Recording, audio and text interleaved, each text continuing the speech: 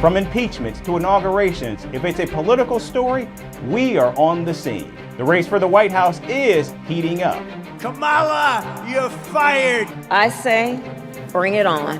If it's breaking news, we're live with the latest coverage. From the White House, the State Department, and Capitol Hill.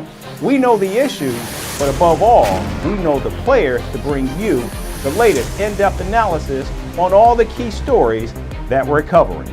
I'm Eric Ham. Join me from Washington here on Firstpost America.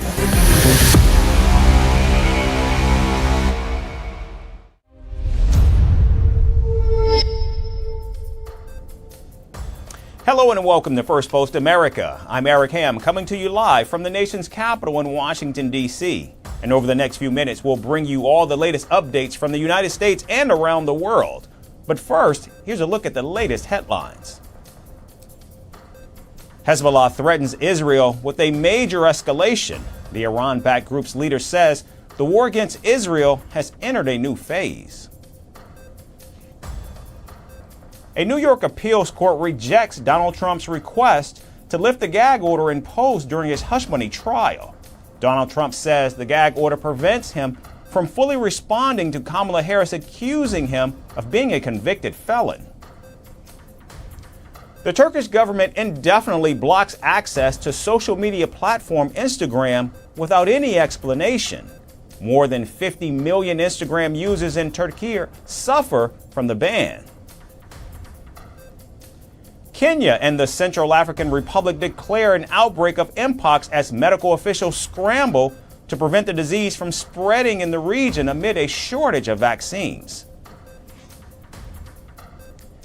And North Korea rejects international aid as the country struggles with massive flooding that has destroyed thousands of homes and agricultural fields.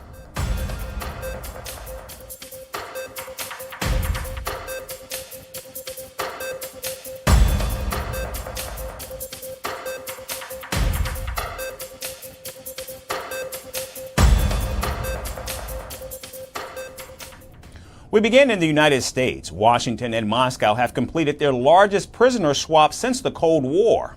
Russia released American journalist Evan Gershkovich and Alsu Kermasheva, along with former Marine Paul Whelan. They were greeted by their families, President Joe Biden and Vice President Kamala Harris at Andrews Air Force Base just outside Washington. Speaking to reporters, President Biden said he feels wonderful to welcome the three freed Americans. Feels wonderful. Long time in coming. I was absolutely convinced we could get it done. I meant what I said. Alliances make a difference. They stepped up. They took a chance for us. It mattered a lot. So I'm delighted they're home. Gershkovich, a journalist with the Washington Journal, was arrested while on a reporting trip last year and spent a little under 500 days in a Russian jail. Kermasheva was also arrested in 2023 after allegedly failing to register herself as a foreign agent and for allegedly spreading false information about the Russian military. And Whelan was detained in 2018 on espionage charges and was serving a 16-year prison sentence.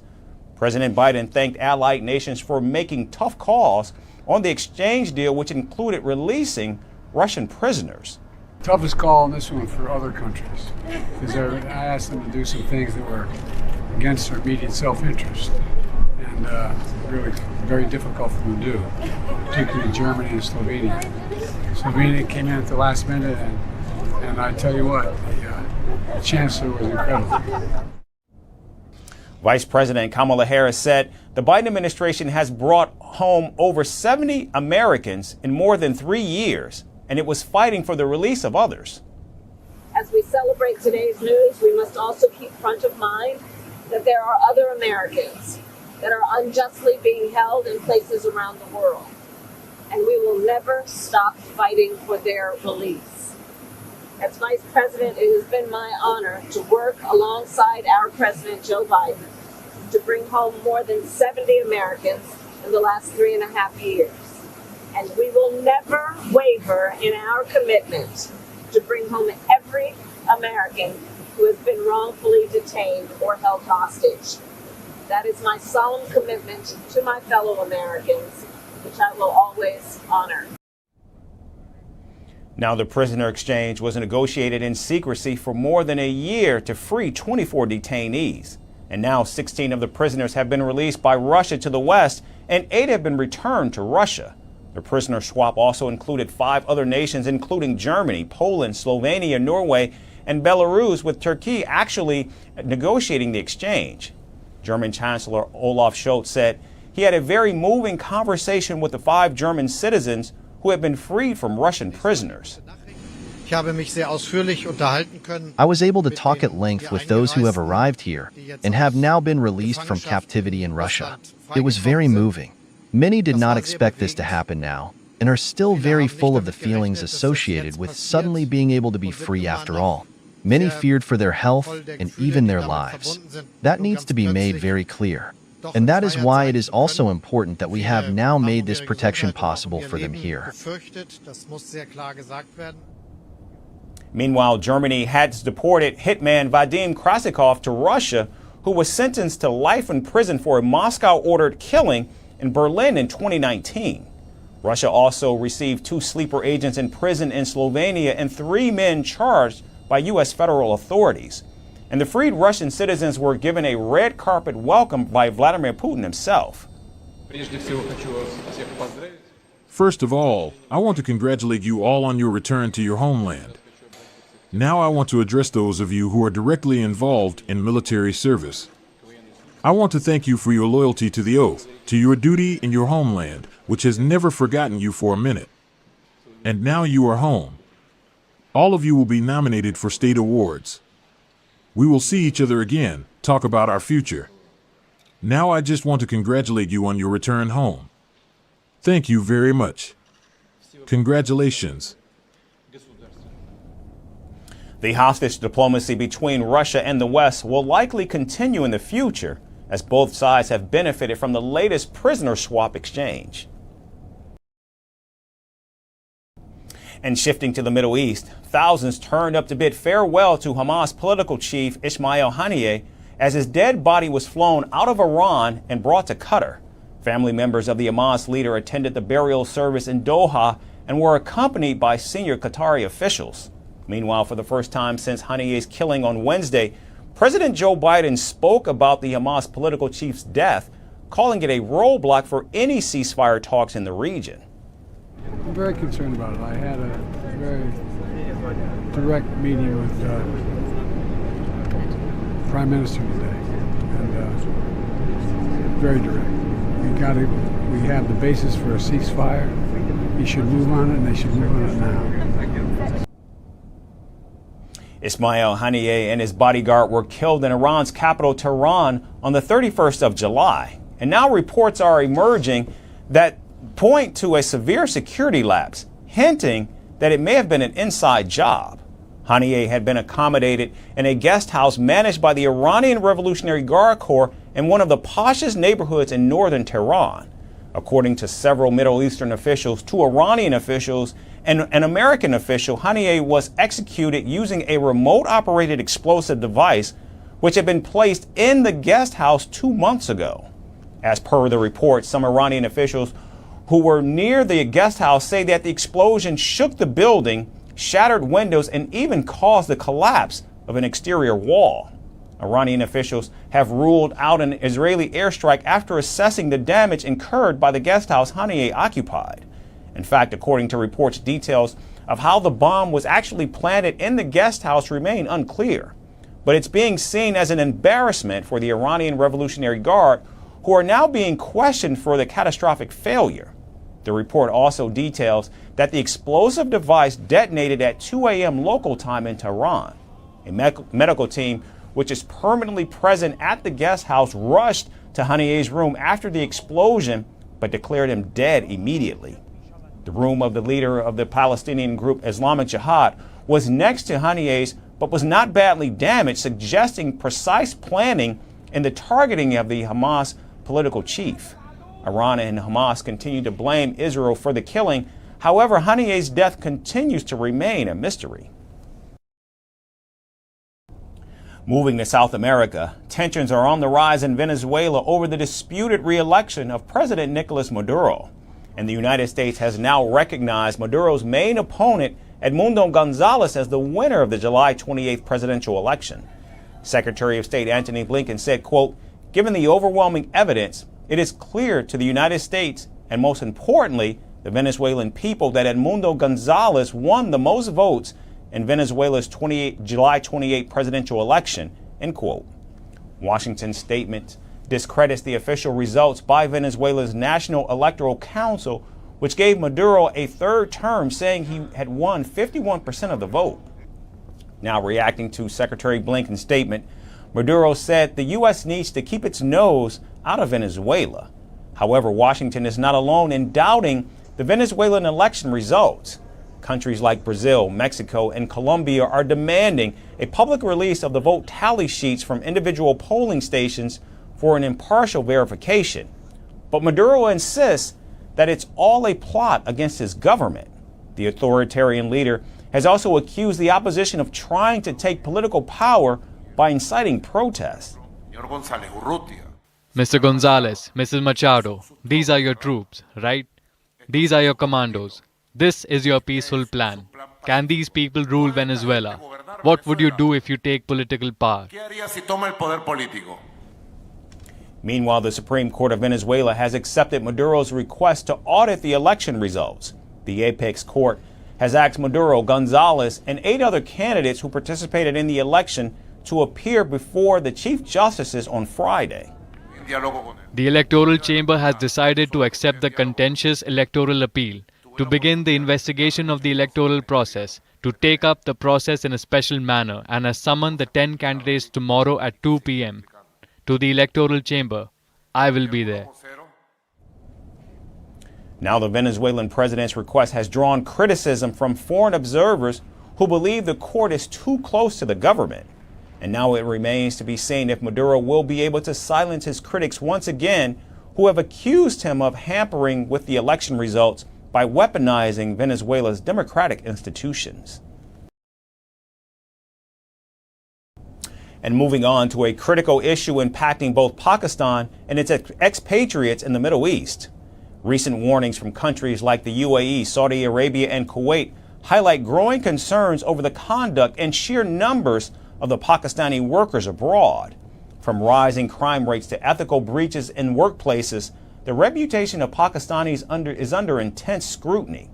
How is the Pakistani government responding to these challenges, and what does it mean for those seeking opportunities overseas? Our next report brings you all the details. In the bustling streets of Islamabad, many young Pakistanis are filled with visions of a better future. For them, the Gulf has become a place where hard work could transform their lives. But recent developments have threatened to shatter these dreams. During a heated session of the Senate Standing Committee on Overseas Pakistanis, a grave disclosure was made. Gulf countries, including the UAE, Saudi Arabia, Qatar and Kuwait, had raised serious concerns about Pakistani expatriates. The UAE, which had a quota of 1.6 million Pakistani workers, was now hosting 1.8 million, and alarmingly, Pakistanis were implicated in nearly half of the crimes in the UAE. The complaints from Gulf nations were diverse and disturbing. Many Pakistanis travelling under the guise of pilgrimage ended up begging in these countries. There were reports of Pakistani men making inappropriate videos of women in Dubai, nurses refusing to work in Kuwait, and labourers disregarding safety protocols in Qatar.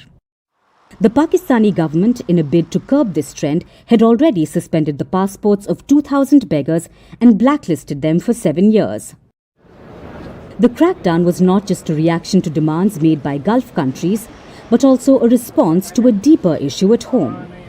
Pakistan's economic instability has driven a mass exodus of its youth.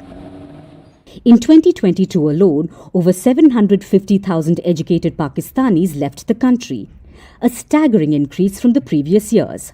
Among them were 92,000 highly skilled professionals like doctors, engineers and IT experts, seeking opportunities in Saudi Arabia and the UAE. The migration patterns revealed by the Pakistan Institute of Development Economics painted a stark picture.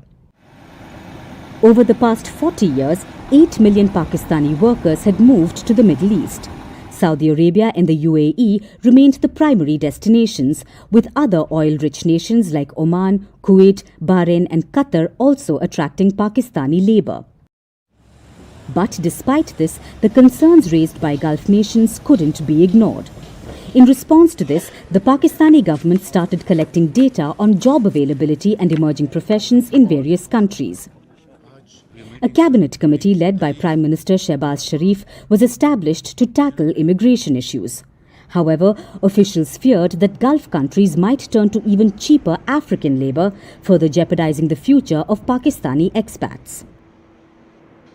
Compounding these issues, the economic desperation within Pakistanis was palpable. Pakistani beggars operating mainly in Saudi Arabia, Iran and Iraq had become a significant source of foreign exchange, albeit through illicit means. This practice not only tarnished Pakistan's image, but also fueled human trafficking concerns. The Secretary of the Overseas Ministry revealed that nearly 90% of beggars arrested abroad were of Pakistani origin, often exploiting pilgrim visas to travel and beg. While the average daily amount collected by beggars varies across cities, Karachi records the highest amount at 2,000 rupees, which is just a little over $7. Annually, Pakistani beggars extract $42 billion, which is more than 12% of Pakistan's GDP. And despite the government's effort to curb begging and promote alternative employment, the problem persists. With the road ahead fraught with challenges, aspirations of millions of Pakistanis are hung in the balance, intertwined with the country's struggle to restore its reputation and secure a stable economic future. And in our final report tonight, we explore a surprising twist in the world of air travel.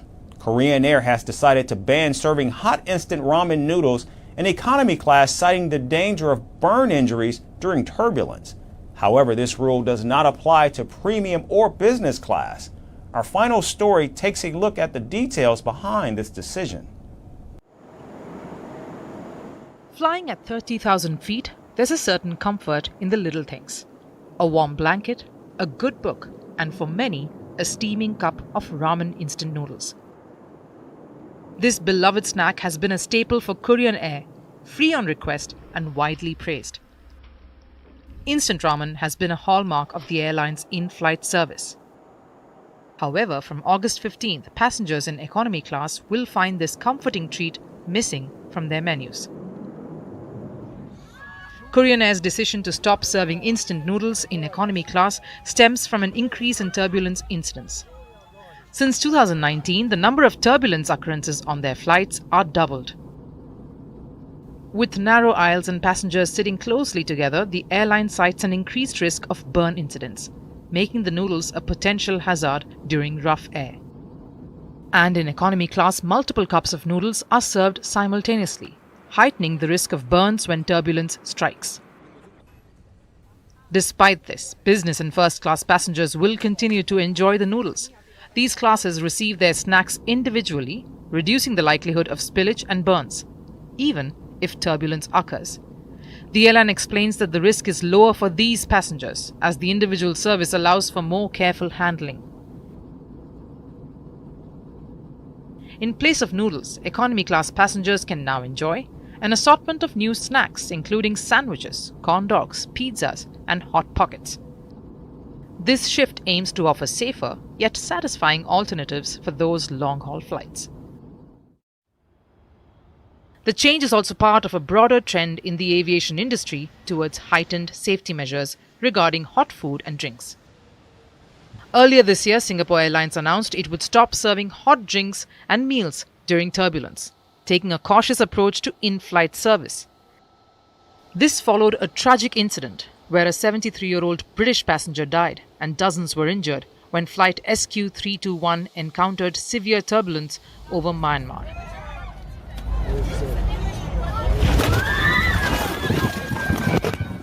Turbulence remains one of the most unpredictable aspects of flying, and its frequency is expected to rise with climate change. Meteorologists and aviation analysts note an increase in turbulence reports, suggesting that flying through unstable air is becoming more common. In response, airlines are continuously updating their safety protocols, suspending cabin service during turbulence, and taking extra precautions when distributing refreshments. A role. Various carriers have faced lawsuits from passengers burned by hot coffee or other items during flights. In 2019, European Union's highest court ruled that airlines could be held liable for such injuries, regardless of whether turbulence or other factors caused this.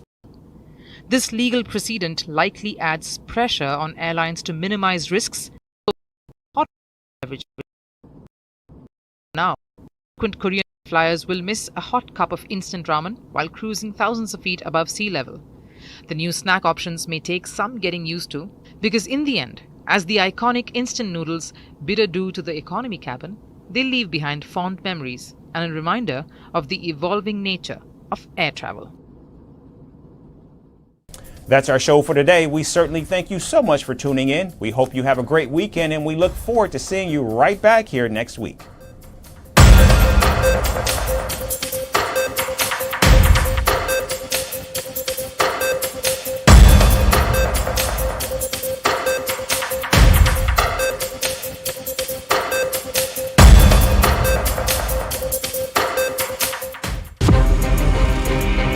From impeachments to inaugurations, if it's a political story, we are on the scene. The race for the White House is heating up.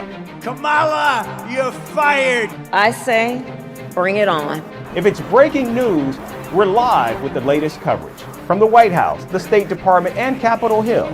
We know the issues, but above all, we know the players to bring you the latest in-depth analysis on all the key stories that we're covering. I'm Eric Ham. Join me from Washington here on Firstpost America.